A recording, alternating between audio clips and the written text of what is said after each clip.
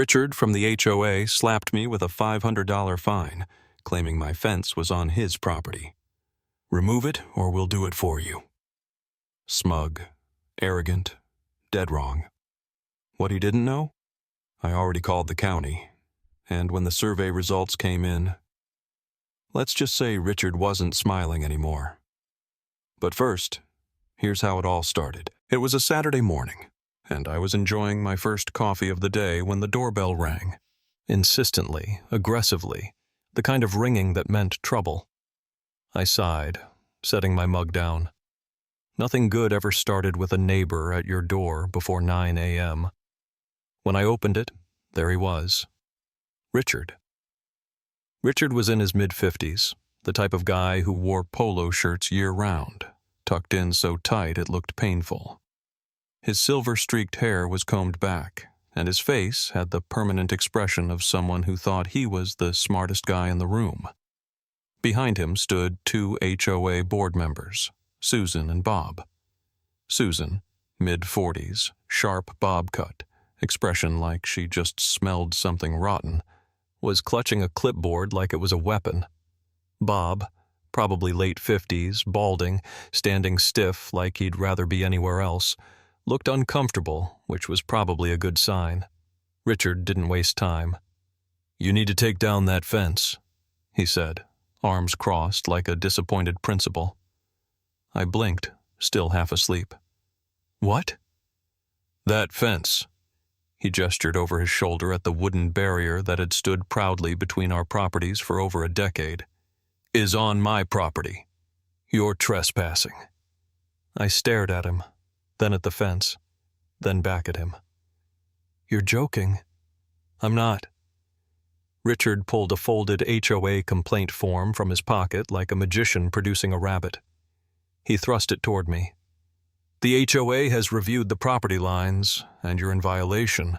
You'll need to remove it within 14 days, or you'll be fined." I snatched the paper from his hand. Sure enough, there it was in bold print. Unauthorized structure encroaching on neighboring property. $500 fine issued. Non-compliance will result in additional penalties. I felt my stomach tighten. This was insane. "This fence has been here since before you even bought your house," I said, my voice slow, controlled. Richard shrugged. "Doesn't matter. The property line is where it is, and your fence is over it." Susan nodded like a bobblehead. "We take these things seriously. Property boundaries are important." "Oh, really?" I shot back.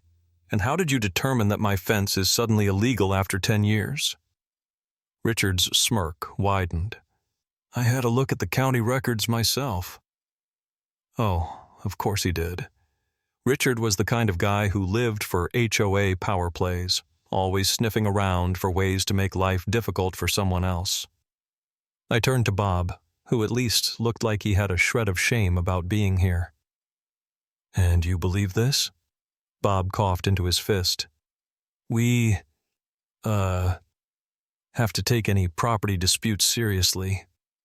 I let out a sharp laugh, shaking my head. "This is ridiculous." "You have 14 days, Richard said, still smug as ever.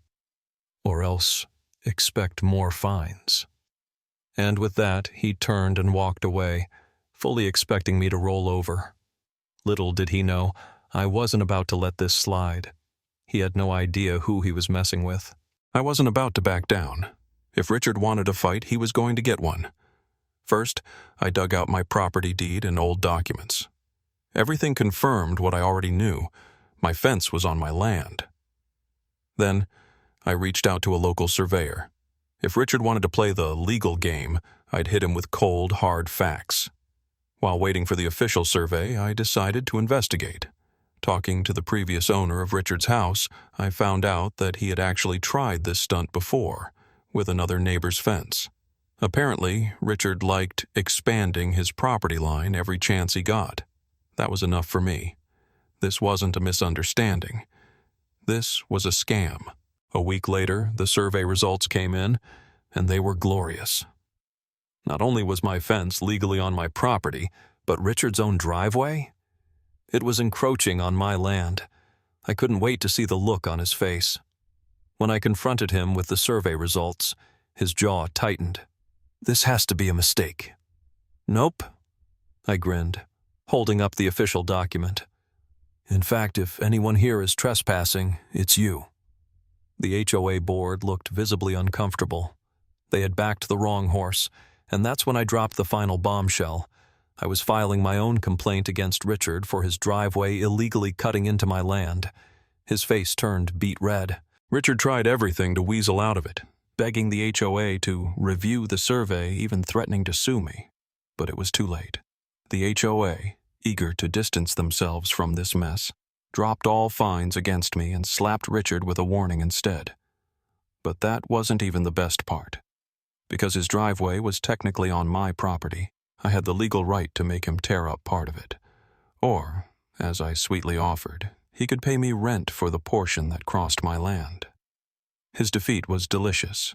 He refused at first, but after consulting his lawyer, he had no choice. So now, every month, Richard has to send me a check to keep using his own driveway. I framed the first one. And my fence? Still standing.